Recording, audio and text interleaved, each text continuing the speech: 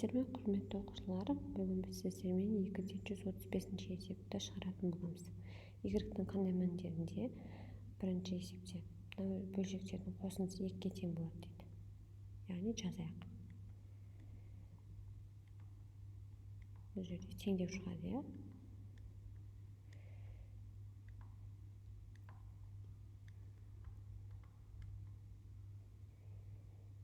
Екі бөлшекті қосамыз.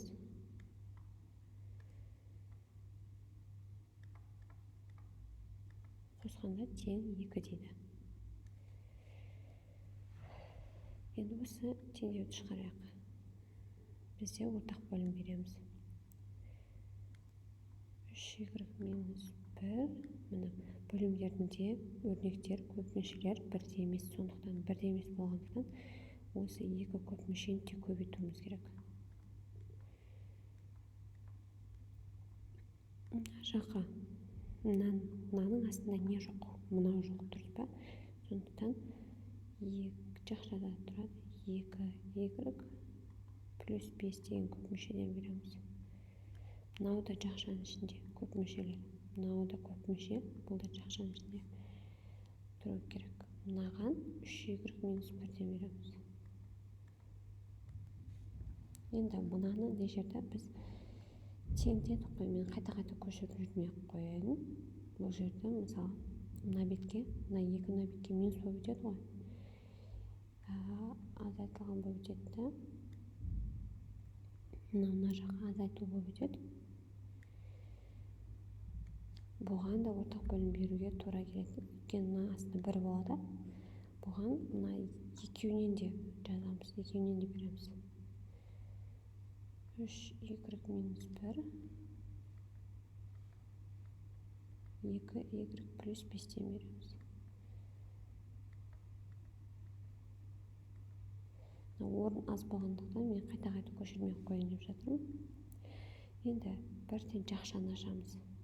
Жақшаны көбейтіп 3y-ті 2y-ге көбейтсем 6y квадрат. 3y-ті плюс 5-ге көбейтсем плюс 15y.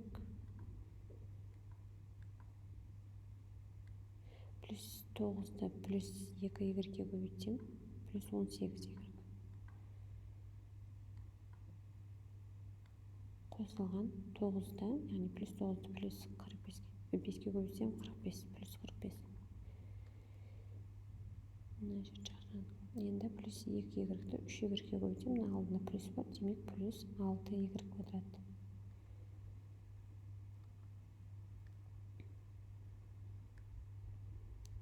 Плюс 2-ні минус 1-ге көбейтсем, мына алда плюс, яғни бұл алдындағы плюс деген сөз.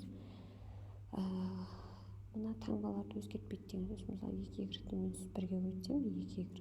Сол күйінде сол минус 2y болып жазамыз. Минус 3y-ге көбейтсем минус 39y. Яғни мына таңба өзгермейді деген сөз. Так, минус 13-ті минус 1-ге көбейтсем плюс 13. Енді мына жерде мынау минус еді, мына жаққа. Енді мына екеуін көбейтсем 6y квадрат, оны мына минуспен өтті ғой, мына жаққа минус 2. Минус 2-ге көбейтсем минус 12y квадрат.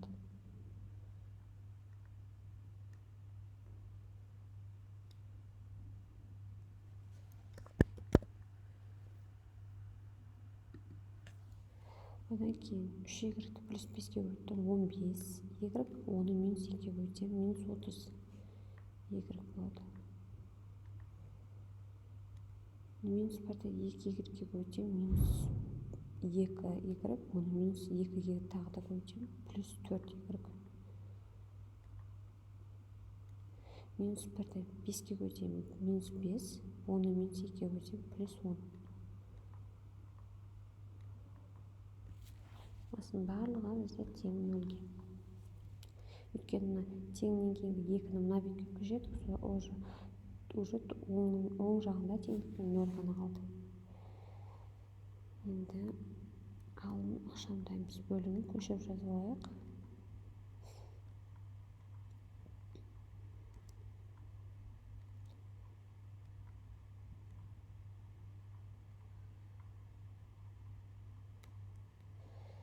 6y квадрат бар. Мына жақта да 6y квадрат бар. Мына жақта минус 12y квадрат. 6y 6y қос дейді 12. Одан 12-ні минус 12 қайтадан 12-ні азайтып таста деп тұр. Сонда y квадраттар вообще жойылып кетті. Так, енді мына жақта 15y 18y қосу керек. 33y. 33-тен 2y-ті мына жерде 2y-ті азайтамыз. 33-тен. Мына 33, 31, 31-тен 39 азайтамыз. Минус 8, минус 8-тен 30 азайтамыз. Минус 38, минус 38-ге 4 қосамыз. Минус 34y.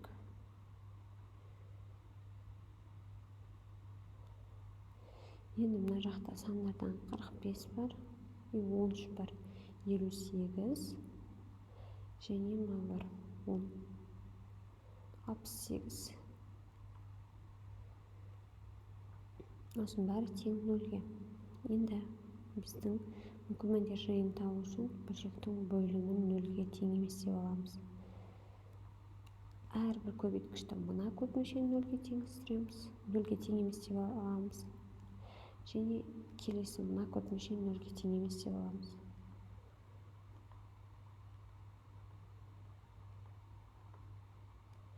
Сонда 3y тең емес 1-ге,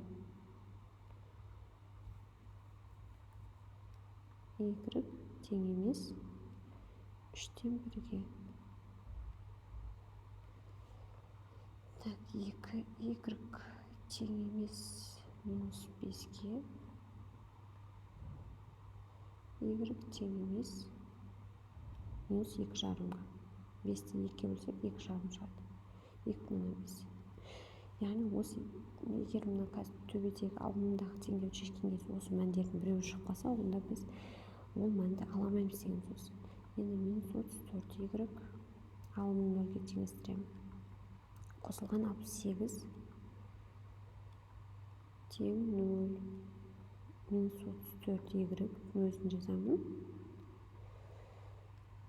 34y тең. Мына 0-дің жанына минус 68 болып келеді. Сол кезде минус 68. 0-ден 68 азайтсақ, минус 68 болады. Y-тен сонда минус санға бөлсең плюс сан шығады. 68-ді 34-ге бөлсең 2 шығады екен. Жауабы сонда мына шыққан мән мына жердегі жауаптармен бірдей болып тұрған жоқ. Демек, жауабы 2 болады. Осы жауапты жауапқа жазамыз. Енді келесі есеп.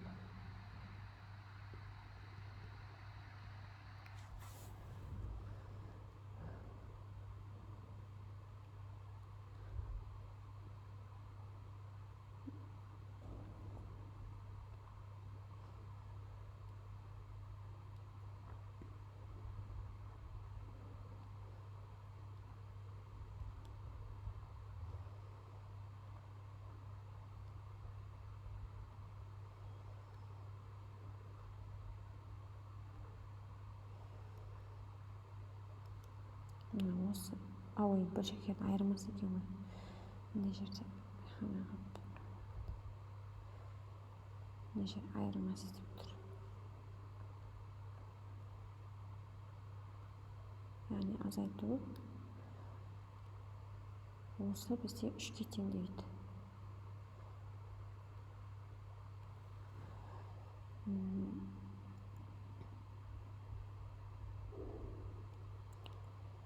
Енді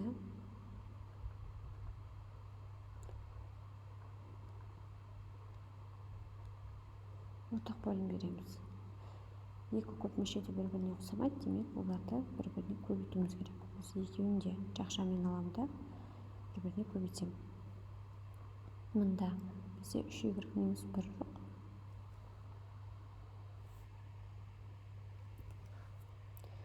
Мына жерде мына бәрі жақшамен тұр. Мына жақшамен. Мында 5y плюс 4 жоқ.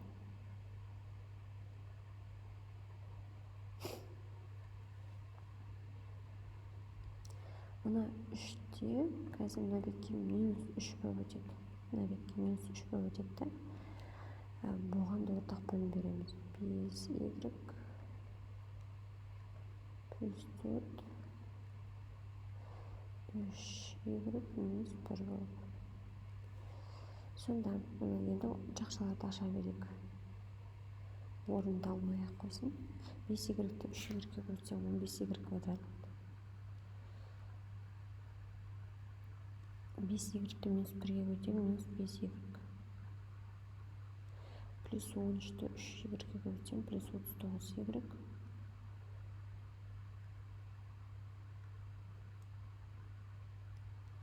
Плюс 13-ті минус 1-ге бөлсем минус 13. Енді азайтылған. Азайту 4-ті 5y-ге бөлсем 20y. 4-ті плюс 4-ге бөлсем 16. Мына жерде минус бар, минус 16 болып кетеді. Мына минус қазір барлық мына көбейткіштердің таңбаларын ауыстырып отырады. Минус 6y-ті 5y-ге бөлсем минус 30y квадрат қой, оның алдында минус пен плюс 30y квадрат болады.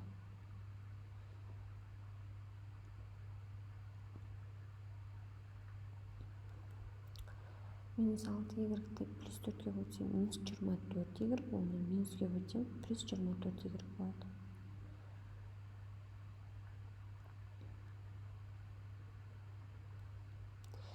Мына жерде енді 5y-ті 3y-ге бөлсем 15y квадрат, оны минус 3-ге бөлсем минус 45y квадрат. 5y-ті минус 1-ге бөлсем минус 5y, оны минус 3-ге бөлсем плюс 15y. 4-ті 3y-ге бөлсем 12y, минус 3-ге бөлсем минус 36y. 4-ті минус 1-ге бөлсем, минус 3-ге бөлсем плюс 12 болып кетеді. Яғни мына жақшаның сыртында минус 3-ге жақша мына жерде көп мүшенің мәнін әрқайсысын көбейту шықты да. Ал тең уже 0 болады. Енді ұқсас мүшелерді табамыз қазір. Бөлшектің бөлімін жазып алайын алдымен.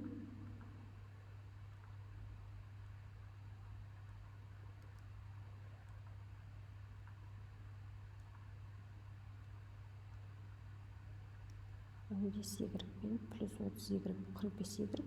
Одан қайтадан 45y-ті азайтып тастасақ, y квадрат дегенімі олар y квадратты жойылып кетеді. Енді y-терді іздейік. Минус 5 қосылған 34 плюс 34. 34-тен 20-ны азайтамыз. 14. Так, 14-ке 24-ті қосам 38.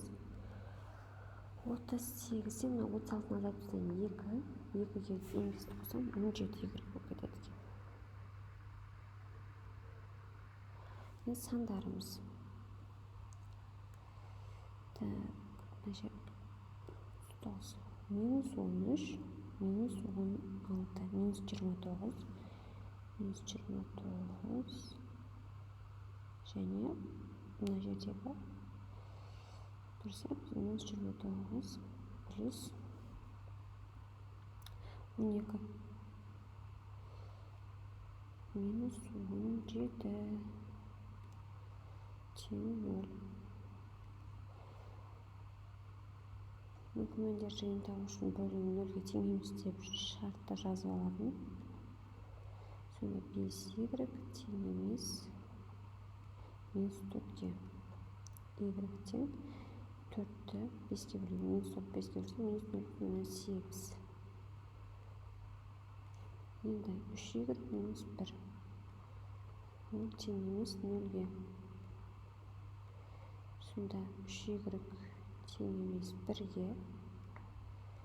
Y тең емес 3-тен 1-ге. Алғы 0-ге теңестіреміз. 17y минус 17. Осы тең 0-ге. Бұл алымы 0-ге тең деп аламыз. Тек бөлімін ғана 0-ге тең еместейміз. 17y тең 17-ге. Y тең 1-ге. сонда жауабы мына алымындағы өрнектің мәні 1 болды, ол 1. Мына жақтағы мүлкімінде жиынындағы санмен сәйкес емес. Демек, жауабына осы санды жазамыз. 1 деп жазамыз.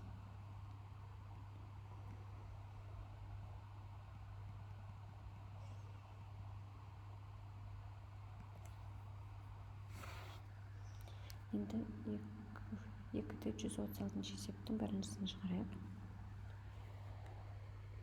Бізде біріншісі шық болған еді айтпақшыдай. Есептің шартында бұл біріншісі бар, сондықтан біз екіншісінен бастап шығарамыз.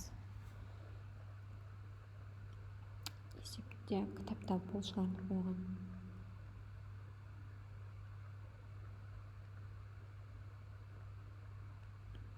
Барлығын бергі бетке өткізіп алайын, теңдіктің сол жағына.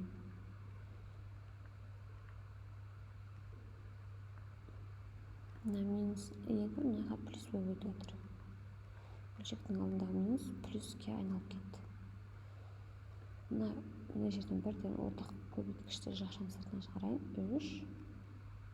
3 х квадрат минус 4. Бұл тең 0-ге. Енді біз ортақ бөлімдер беруіміз керек. Ол үшін әлі ақшаны таба алайық. 2 минус х дегенде бөлшектің алдына минус қоямын да х минус 2 деп аламын. Себебі мына минусты х-ге қойсам минус х, минус 2-ге қойсам міне 2 болып тұр. Демек, мен есепті тек қана түрлендірдім, белгілерін өзгерткен жоқпын.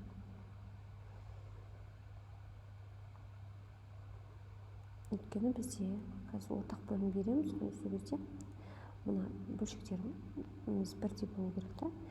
Мына негізінде 2 1 ғой, бірақ алдында, жақшаның алдында минус болады да.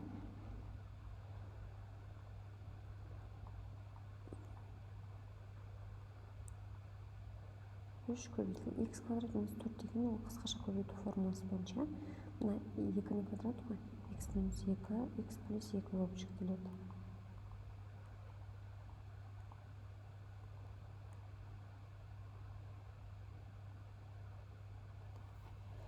Енді ортақ бөлім береміз. Сандардан тек қана 3 бар, демек 3-тің өзін жазамын. Жақшаның ішінде менде х минус 2-ден мына жерде 2 тұр, мынақта да бар. Сонда үшеуі де бір дәрежеден тұр. Бізге ең үлкен дәрежені алу керек, демек бір ғана дәреже, яғни барлығында мына бір дәреже тұр, мынадан біреу-ақ тұр, мынадан біреу-ақ.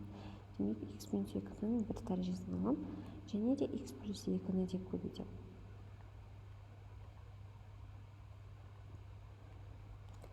Сонда мынаған 3 көбейтілген х плюс 2 жоқ қой мұнда. Ал мына бірде 3 көбейтілген. Мына екеуі қысқартсақ, орын жетпей тұр. Х квадрат минус 4 деп жаза саламын. Мынаған 3 х плюс 2-ден береміз. Ал мынаған 1-ден деді. Сонда енді жазайық. Мынаны былай жасайын, тағы сыймай қалмасын. Минус 3-ті х-ге қойсам минус 3х. Минус 3-ті мына 2 минус 3 болды, оны 2-ге қойсам минус 6. Енді минус 1-ді 3-ге қойсам және х квадратқа қойсам минус 3х квадрат. Минус 3-ті минус 4-ге қойсам плюс 12. Мен мына жақта минус 3-ті х-ге қойсам минус 3х.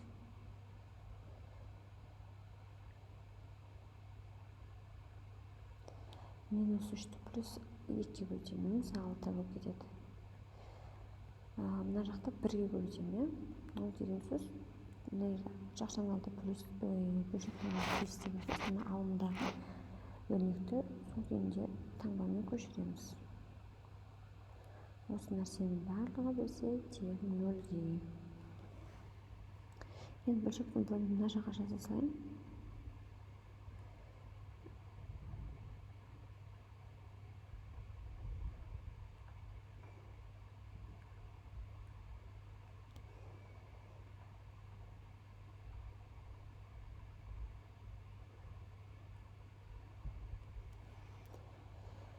бізде x квадраттан тек қана мына минус 3x квадрат бар.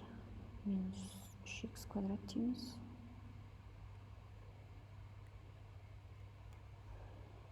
Так, сосын x жерде минус 3x бар.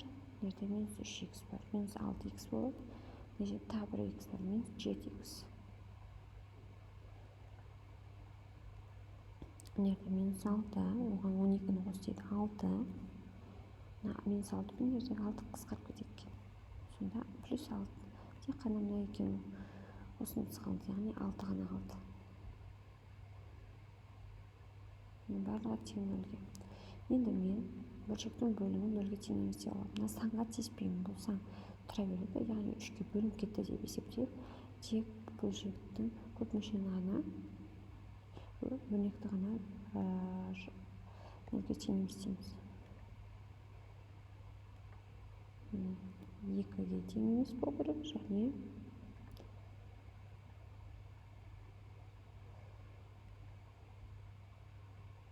менде ручкам әдемі жазылып жатқан жоқ. Минус 2-ге тең емес. Енді бөлшектің алымын нөлге теңестірейік.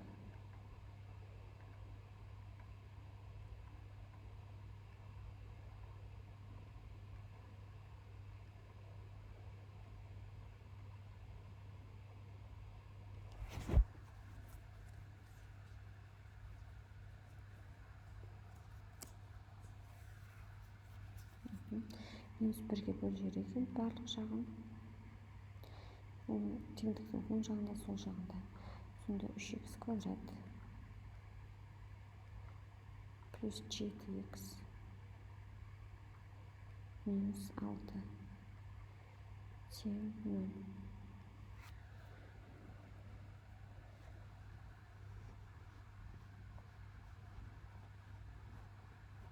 Енді дискриминант қолданамыз.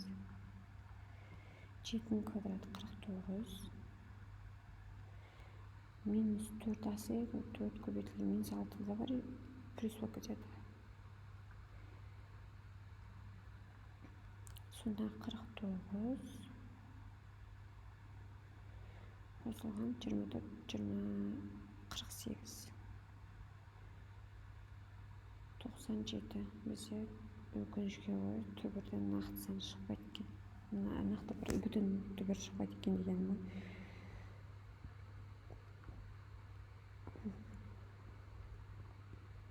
Жеті түбір астында 97 бөлінген 2 көбейтілген 3 6 болып кетеді.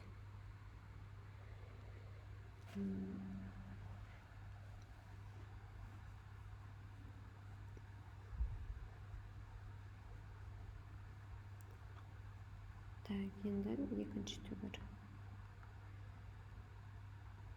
Дәл осы, бірақ 7 мен плюс 97, түбір асты 97-ні алды, плюс болады. Бөлінген 6. Мына бізде x1, x2 түбірлері, мына жердегі түбірлері сәйкес келмейді, демек жауабы осы болады.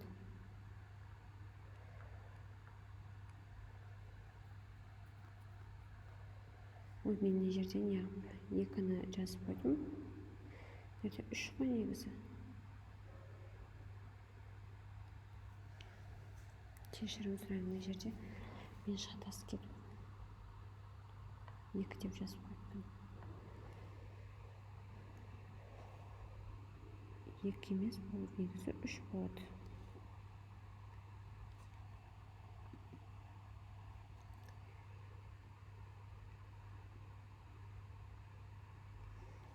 Сонда 24-ті 3-ке көбейттік.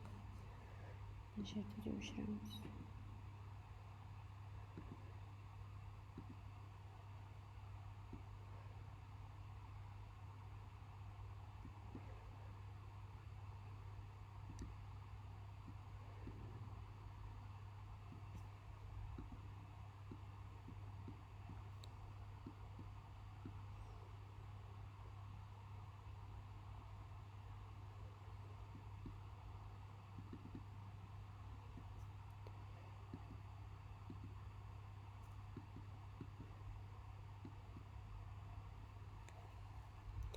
24 3-ке көбейткенде сонда бізде 72, иә?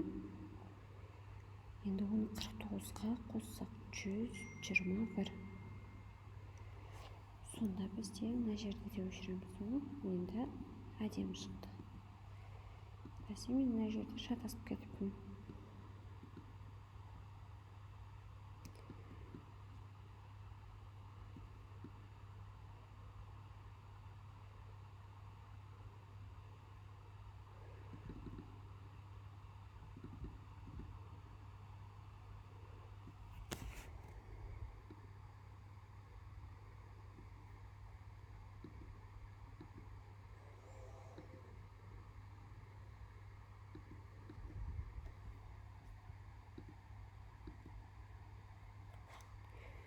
Сода 7 азайтылған 121 ол 11-дің квадраты, түбірдің астынан шыққан кезде 11 деймін, бірге 6 деймін. Сонда -4 бөлінген 6. Екеуін қысқартамын. 2-ге қысқартып тастайын. -3-тен 2 шығады екен. Мына жерде 11-ді қосамын. 18. 18-ді 6-ға бөлемін. 3. Бұл сонда жауаптар бізде -3-тен 2 және жауабы 3 болады. Енді келесі 3-ші есеп.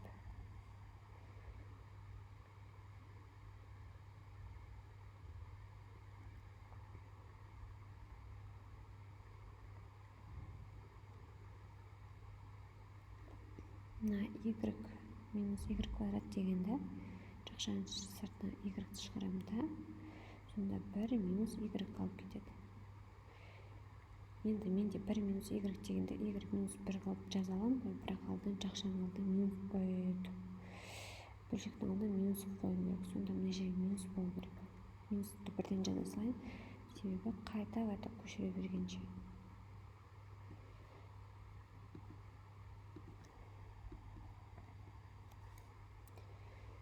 Жерде сонда жақшаның алдын минус шығарамда y деймін, бірақ мына 1 минус y-ді y минус 1 деп аламын. Енді мына бөлшек мына бетке минуспен өтеді.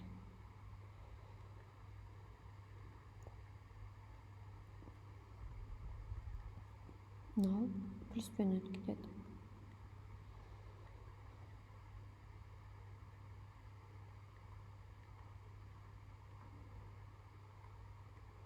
Бұл тең 0-ге. Енді ортақ бөлім береміз. Ортақ бөлім y деген көбейткіштен біреу ақ тұр, яғни бір дәрежелі, сондықтан біреуін ғана жазамын. Y минус 1-ден тоже бірақ дәрежелі барлық жерде, 3 бөлшекте де, сондықтан бірақ дәрежесін жазамын. Сонда мынаған 1-ден тет, мынаған y-тен тет, мынаған 1-ден тет. Енді минусты 7y-ге көбейтем, минус 7y. Жақшаның бөлшектің алдындағы минус барлығына көбейтеді, алымындағы барлығына көбейтіледі. Плюс 3 минус y плюс 5. Бұл тең 0-ге. Сонда бізде минус 7y минус y ол минус 8y береді. 3-ке 5 қоссақ плюс 8. y минус 1. Бұл тең 0-ге.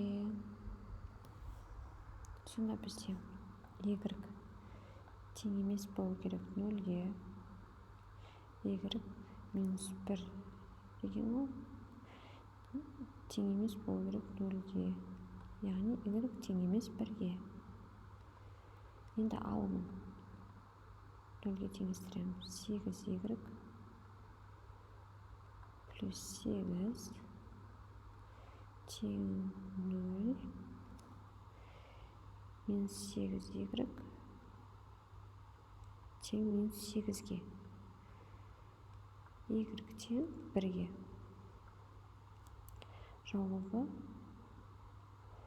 мына 1 мен мына 1 тең болып қалды. Сондықтан бізде жауап жоқ, түбірі жоқ. Түбірі жоқ дейміз. бөлшектен бірді алатын болсақ, бөлшектің бөлімін нөлге айналдырып жібереді. Ал бізде санды нөлге бөлуге болмайды. Яғни бөлшектің бөлімін нөлге айналдыратын сандар бөлшек теңдеудің түбірі бола алмайды. Енді келесі төртінші есеп.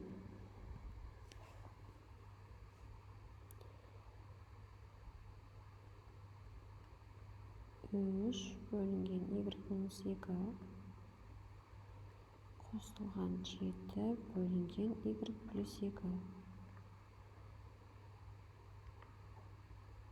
Мына минус y-тен 10 деген мына бетке, y-тен 10 деген минус болып кетеді. Минус y-тен 10 болып. Бұл тең нөлге. Енді ортақ бөлім береміз. Ортақ бөлім y минус 2-ден 3 бөлінеді. Тек бөліміндегі бір-біріне ұқсамайды, сондықтан үшеуін де көбейтіп жазуымыз керек.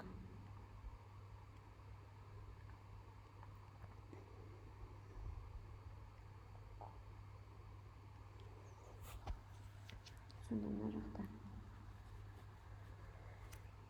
y минус 2 бар, міне y плюс 2 және y жоқ. Сондықтан содан береміз.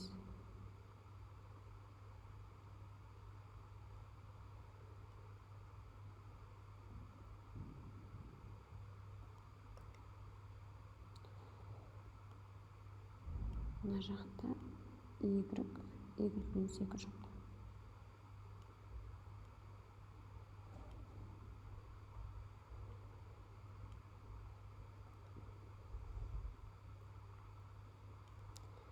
Ал мұнда y мына екеуін көбейтін жоқ. Бұны қысқаша түрде y квадрат минус 4 деп жазамыз. Бұл қысқаша көбейту формуласына келеді.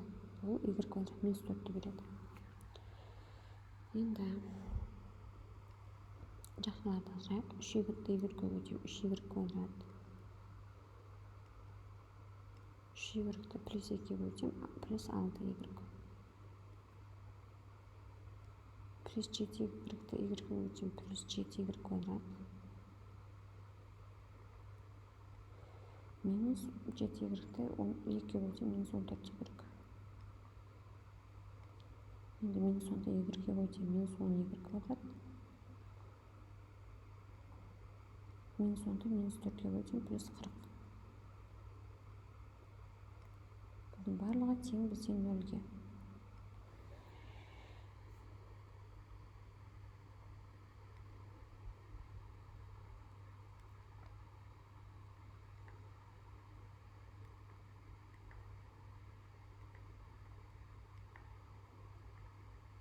Енді y квадраттан мұнда бар, 10y квадрат, одан 10-да тағы азайтып тастасақ, сонда вообще y квадраттар жоқ болып кетеді.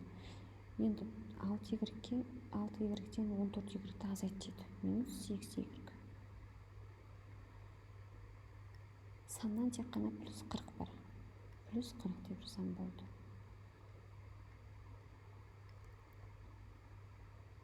Тең 0. Бұл жерде бөлімдері нөлге тең емес деп аламын. Y тең емес нөлге. Y минус 2 тең емес нөлге.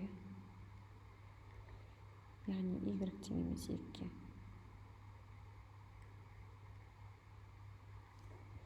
Y плюс 2 тең емес нөлге.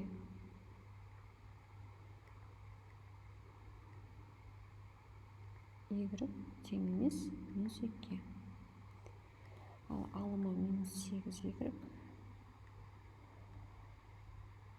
қосылған 40 тең нөлге. Минус 8y тең минус 40-қа.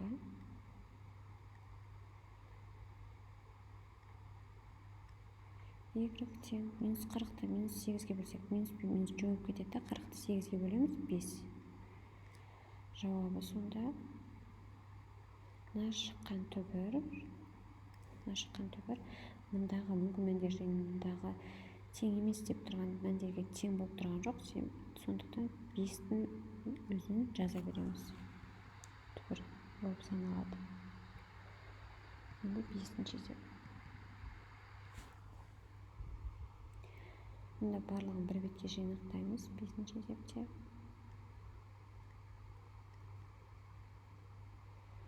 Отыз бөлінген. Мына y квадрат плюс 27 деп тұрған. Мына 27 ол 3-тің кубы. Енді қысқаша көбейту формуласын есімізге түсіреміз. А куб плюс b куб деген. Ол a плюс b. Яғни a деп тұрған y, b деп тұрған 3. Және a квадрат, яғни y квадрат азайтылған. A мен b-ның көбейтіндісі, яғни 3y. Қосылған b-ның квадрат, яғни 9. Осылай ашылады екен. Біз мынаны бірден осылай жазайық.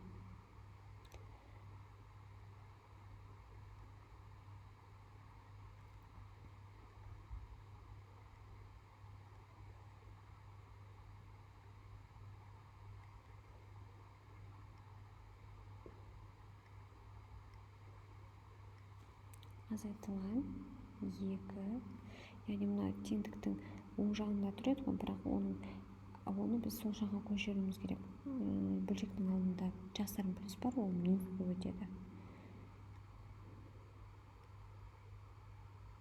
Мына жердегі минус мына бетке өткен кезде плюс болып өтеді.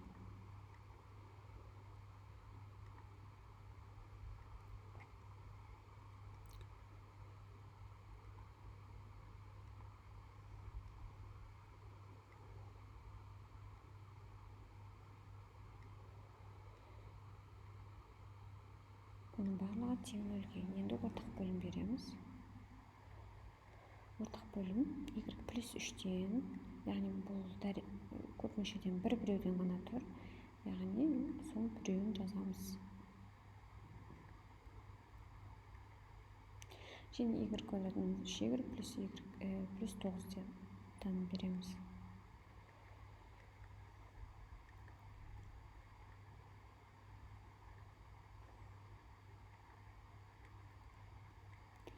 Мына жаққа бірден деді. Мұнда y квадрат минус 3y плюс 9-тен деді. А мынаға y плюс 3-тен деді. Бәрі жақшады.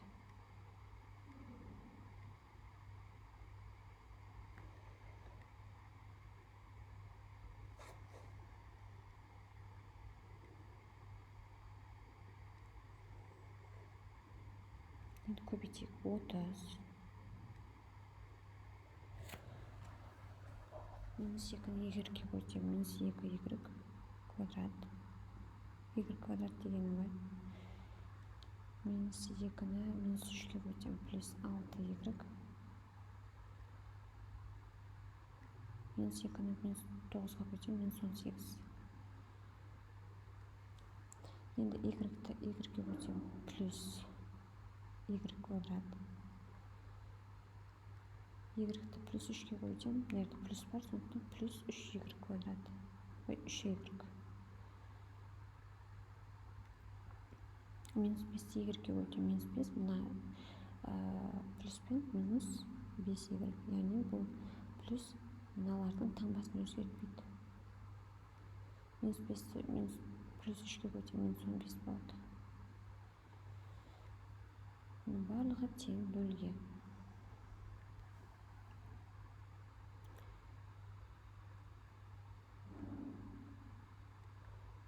Y плюс 3 бөлім жазылайын.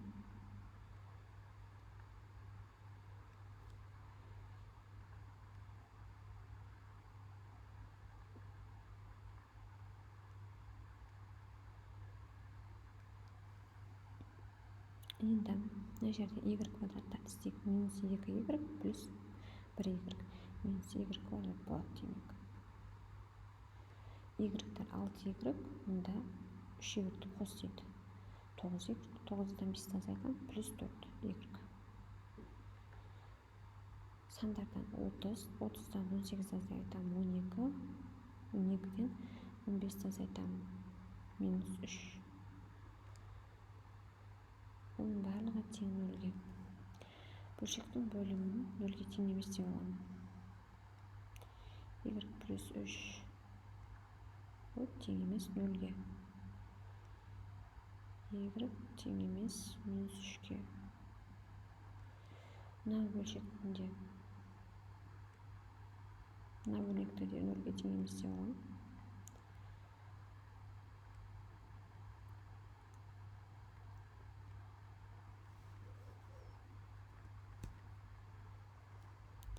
Дискриминантны есептейміз. 9 3-тің квадраты 9, азайтылған 4 көбейтілген 9 и 1. Сонда бізде 9-дан 36-ны азайтсақ минус 27.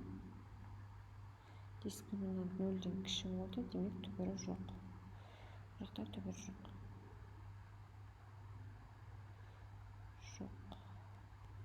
Ал енді бөлшектің алымын 0-ге теңестіреміз.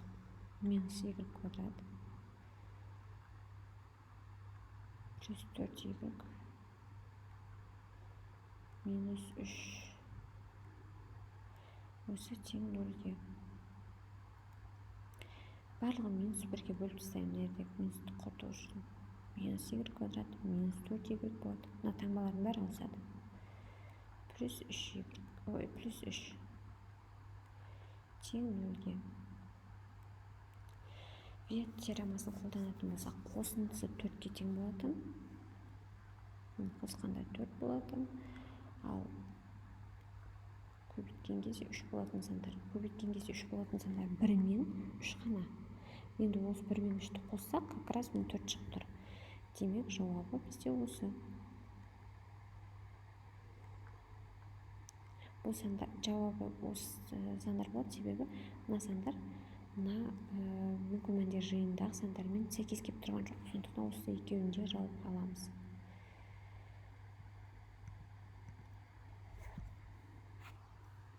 Енді келесі x куб минус 8 дегенді дәл мына есеп сияқты a куб минус b куб көпшіктеп аламыз.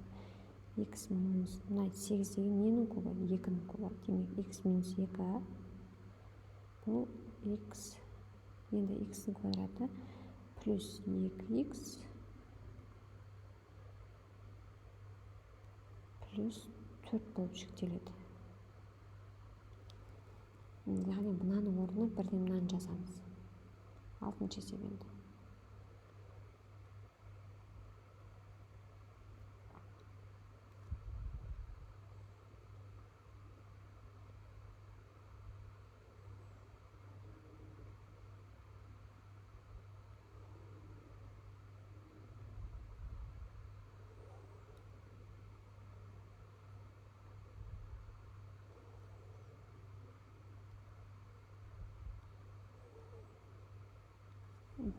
Енді мына бөлшек мына бетке азайтуға өтеді. Азайтылған x квадрат плюс 2x плюс 4.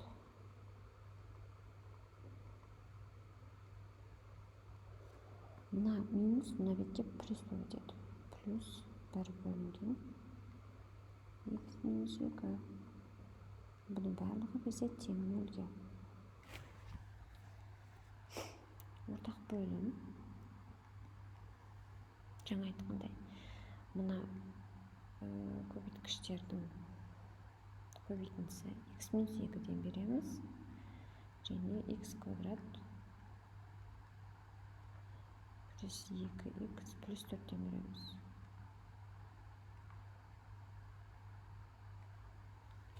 Мұнда 1-ден тиеді. Мұнда x минус 2-ден тиеді.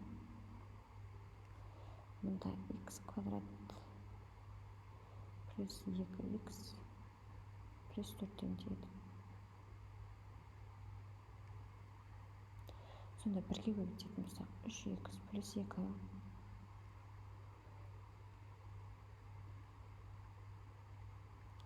минус 5-ті x-ке көбейтеді. Минус 5x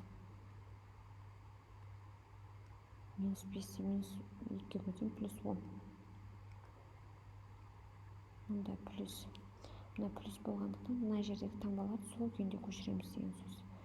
X квадрат плюс 2x плюс 4. Бұның бәрі тең 0-ге. Сонда бізде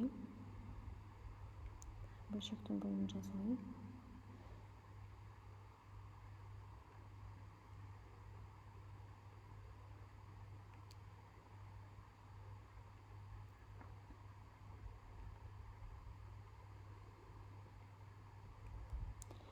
X квадраттан тек қана біреу бар. Оның алдында плюс таңба тұр. Сондықтан бірінші жазғандықтан плюс таңба жасырын тұра береді. 3x-тен 5x азайтамыз. Минус 2x. Минус 2-ге плюс 2-ні қоссақ жойылып кетеді бұлар. Жоқ.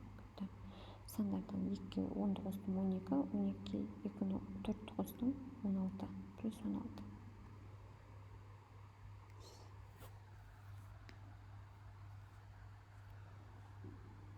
Енді бізде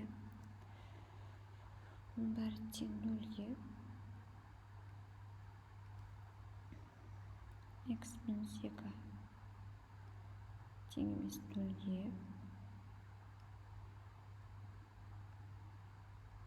x тең емес 2-ге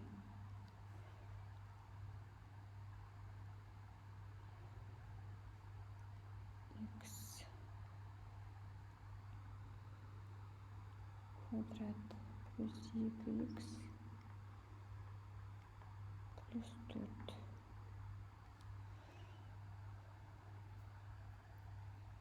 тең емес 0-ге. Бұл жерде де дискриминант 0-ден кіші болады, өйткені 2-ні квадрат 4, азайтылған 4 көбейтілген 4 көбейтілген 1. 4-тен 16-ны азайтсақ минус 12, ол 0-ден кіші. Түбір жоқ. Дискриминант.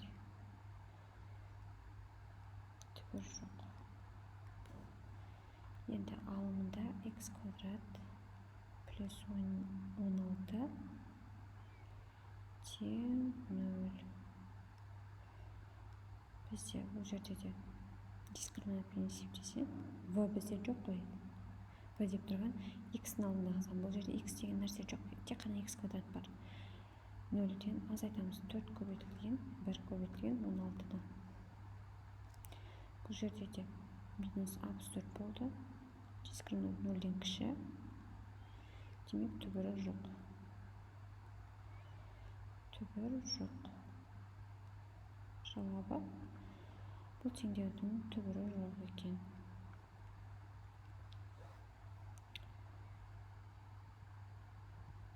Барлық есепті шығарып біттік. Осымен оқушылар, біз бүгін 2 есепті шығарып біттік. Ертеңгі видеода v тобының есебін шығаратын боламыз. Видео сіздерге ұнаған болса лайк басып, каналға жазылуды ұмытпаңыздар. Сонымен қатар видеоның сілтемесімен бөлісіп қойыңыздар. Каналдың дамуына үлес қосыңыздар. Түсінбеген есептерді, сұрақтарыңыз болса комментарийде жазыңыздар. Келесі видеода кездескенше.